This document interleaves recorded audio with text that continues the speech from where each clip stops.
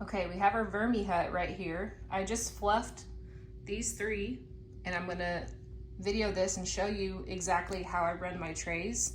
Everyone runs them slightly different, but this is what I do and what I prefer from what I've learned from other channels. So I'm gonna take each tray and as I'm fluffing it, kind of tell you what it is. There are 5 trays and this is the very bottom tray. It's only dry shredded cardboard and paper.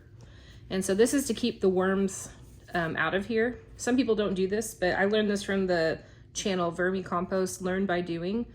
And he keeps this tray down here so all the food juices come down and inoculate this tray and have worm castings and things like that. So here in a few months, all of this, I'll show you the other trays, but it'll start turning into food that the worms will want to eat. But right now it's just dry and the worms are not attracted to this, which makes it nicer because not as many come down here. There's like a tiny bit of mess and I'll probably, yeah, there's just a little bit, but usually you'll find worms down here that are exploring. And if you have a dry tray, it makes it to where they're not as attracted to go down and make a bigger mess. So to clean off some of this, I just like to take the dry shred and just kind of rub it across.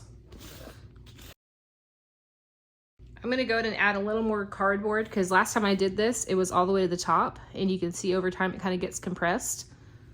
So I'll fluff this up a little bit, but then I'm gonna add a little bit more to help it continue to bulk up and have more bedding. Might as well have it working for you instead of just sitting there.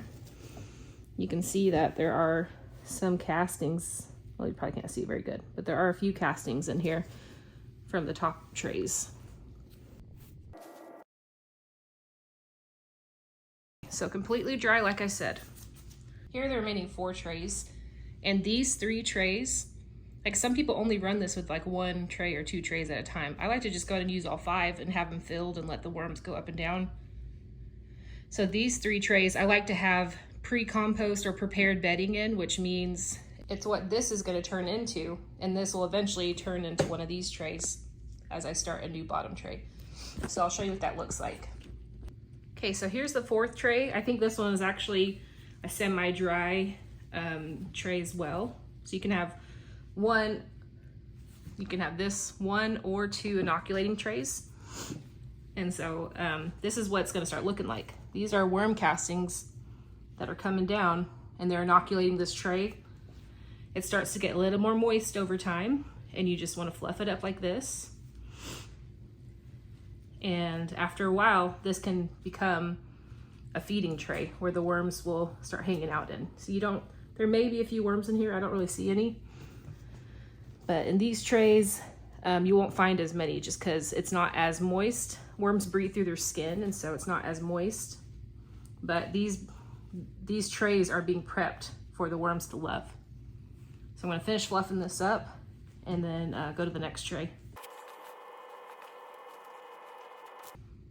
Okay, here's the 3rd tray. You can see how this is getting broken down a lot more than the bottom tray.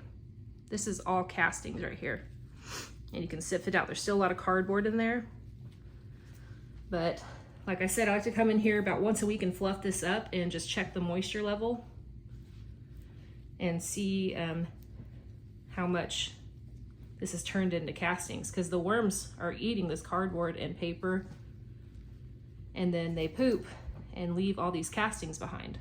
So again, this is just prepared bedding. I have not put any like food in this tray, like veggies or anything.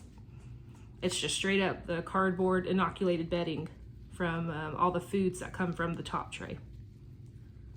So I'm gonna finish fluffing this up. It's good to fluff it up to make sure nothing's getting too compacted and there's no anaerobic spots, which mean there's no oxygen and it starts getting real smelly. Because this right here, believe it or not, it smells like soil, just dirt and earthy. It doesn't smell bad at all, even though there's been rotten food and everything in here. Okay, let's go to the 2nd tray. 2nd tray, same thing.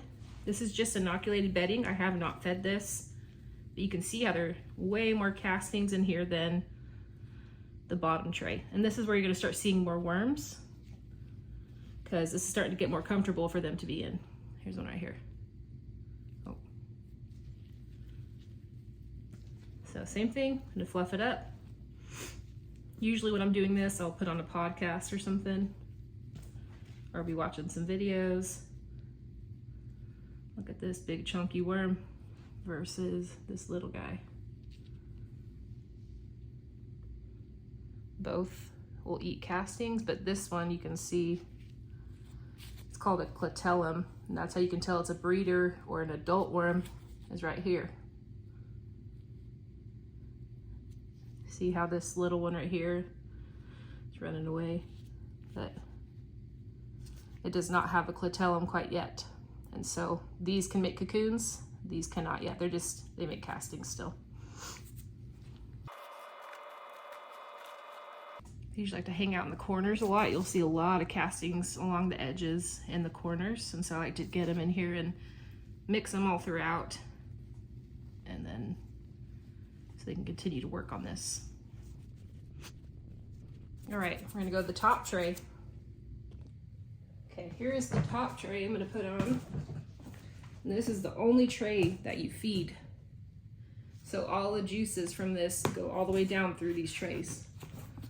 So the lid is awesome. It has holes so the oxygen can get in and aerate, and just allows for good airflow so things don't get anaerobic. This is the lid. They like to explore and poop all along this lid.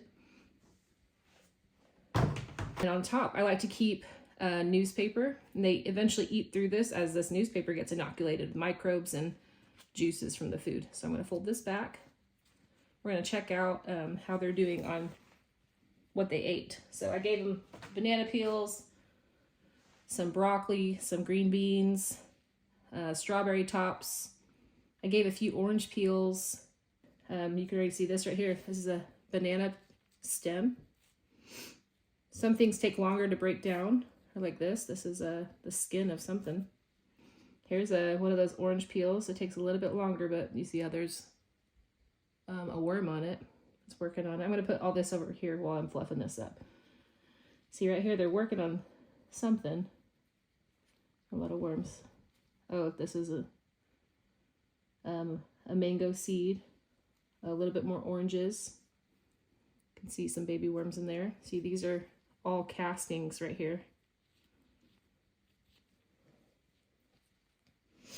This is orange peel, banana peel, and then this is just a paper towel from lunch. And they eat through paper towels and toilet paper rolls and any kind of cardboard you have.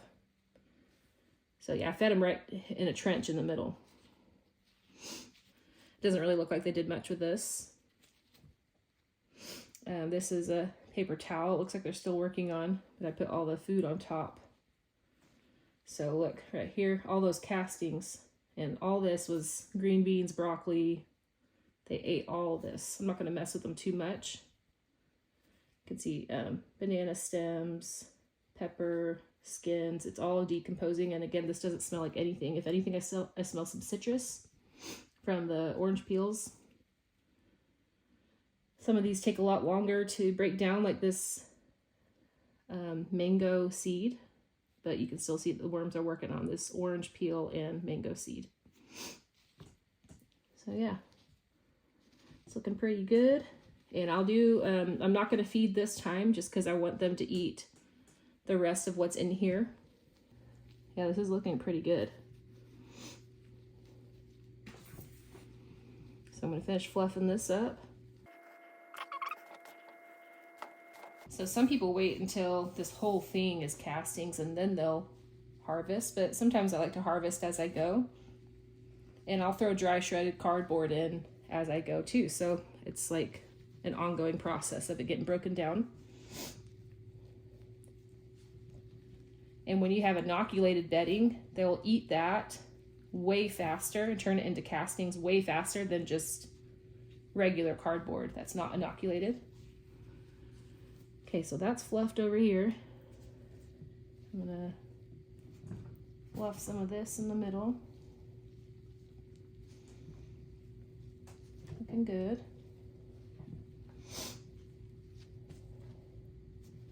And I'm gonna make this trench again. put this food back in there. They're still working on all this. And you can see a bunch of worms right there working. I think I'm gonna just leave this in here and kind of see what they do with it. This is the skin of something. I'm pretty sure it's a kiwi. But look, they hollowed that out. I think it's a kiwi. There's still a little worm in there, a couple worms in here working on it. So I'll leave that in here too. And when you feed them, usually with fresh food, I go to bury it, but I'm still gonna bury this. I'll fluff the rest of this up.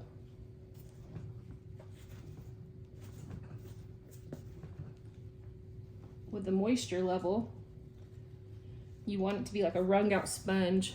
So when I squeeze this, you want it to stay together but not be dripping water. If it's too dry, you add some water. If it's too wet, you want to add some dry shredded cardboard to soak up some of that water. But for now it's balanced. They seem happy and active, so I'm gonna leave the moisture alone. And that is how I do this, like I said, about once a week. This looks like a seed of a mango, I think. I'll bury that in there. Or a skin, sorry. So about once a week, I like to fluff this up. And then depending on if the food's all gone, I'll feed again or I'll leave it. But this is all food for them too, the cardboard and stuff. So you don't have to worry too much if you have all this in here. So I'm gonna cover it back up with this newspaper. This acts like kind of like a blanket for them. And again, they'll eat through this eventually. Look, there's a couple worms on this newspaper. Probably, they like to hang out on here. Do that, and then put the lid on. And that's it. I'm gonna keep doing updates on these VermiHuts, and let me know if y'all have any questions about how to run these, if you get one for yourselves. And I'll see you guys in the next video.